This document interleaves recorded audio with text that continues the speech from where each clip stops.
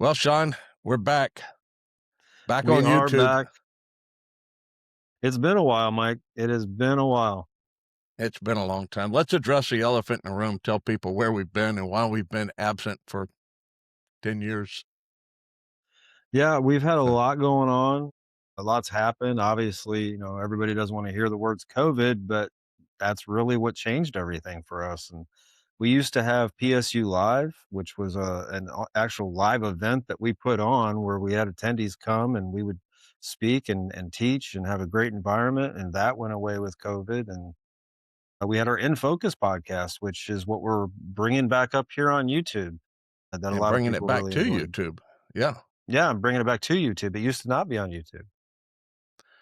For those that don't know, why don't you tell people what PSU Live actually is So or PSU Live was? was, yeah, it was. PSU Live was a live conference where we actually had multiple speakers coming in. Of course, Mike and I were speaking there as headline, and we would go through all of the different things about youth sports photography, from you know photo day to marketing to sales, pretty much everything and anything that you wanted to learn in an environment that was a community. And we kept it a very small event so that we could have a lot of engagement between the classes. We didn't want to make it a 1,000-person room. We wanted to make it intimate.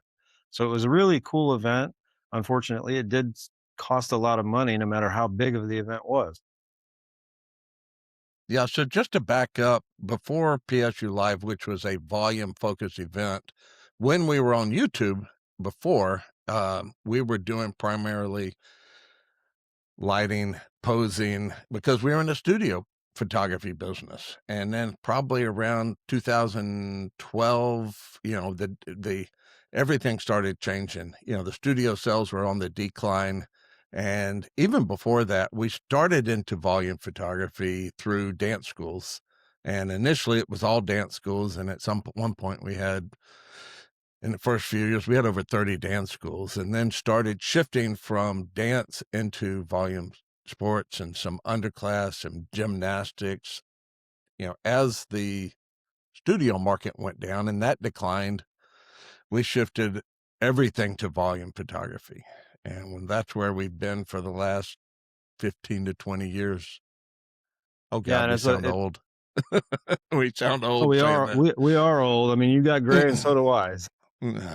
But, old isn't necessarily irrelevant, because everything that we've learned over those many, many years is still relevant today, even if you're just getting started.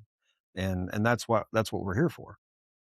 Yeah, and so this new focus, and we've removed all of the old posing and lighting videos, for the most part. So the new In Focus, is all about volume sports photography. And we've been doing the live workshops for 15 plus years now, doing 2 Yeah. workshops a year focused entirely on volume sports photography. And that was one in the winter, which was typically January, February, and one in the summer, which was usually July. And then COVID came, and COVID killed the workshop. And that was for a year and a half, 2 years. Mhm. That about right?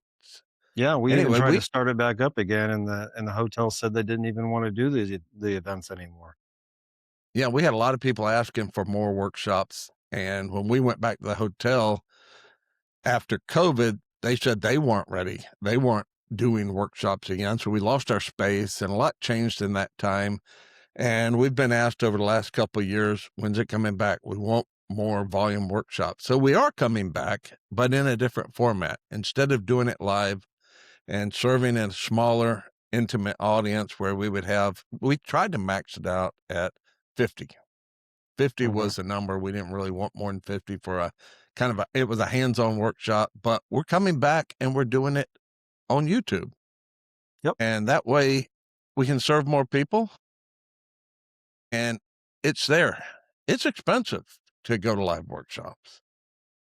It's expensive to put them on, and a lot of people don't realize how expensive those shows are to even just get off the ground. Yeah, it's So to very to expensive. yeah. So to maximize our time and your time and all the viewers' times, this literally was the best option. And with the technology today, it's really opened it up to being able to do some exciting stuff with what we're launching now. Yeah, with the cost of attending, the ticket price to come to the workshop, your flights, your accommodations, your 3 days of meals, all that type of stuff, it was leisurely 1,500, 2 grand a person for Hmm. 2 days of hands-on event. It was great, but this is more scalable. We can serve a larger audience, and we can do it a lot more than twice a year. Yeah, we can do one once a week, twice a week, however many times we need to do one. So it's great. So where are we heading with this, Mike?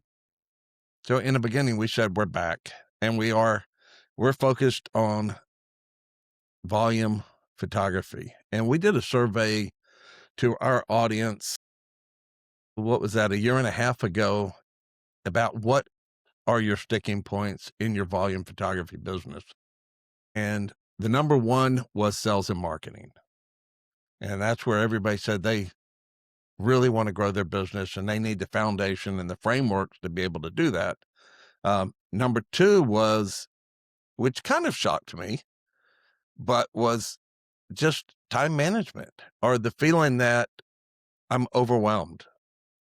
Most volume photographers are in the sports bars. They're smaller operators. They're one or two, three people, and usually mostly freelance people for the shoots. And it does get overwhelming.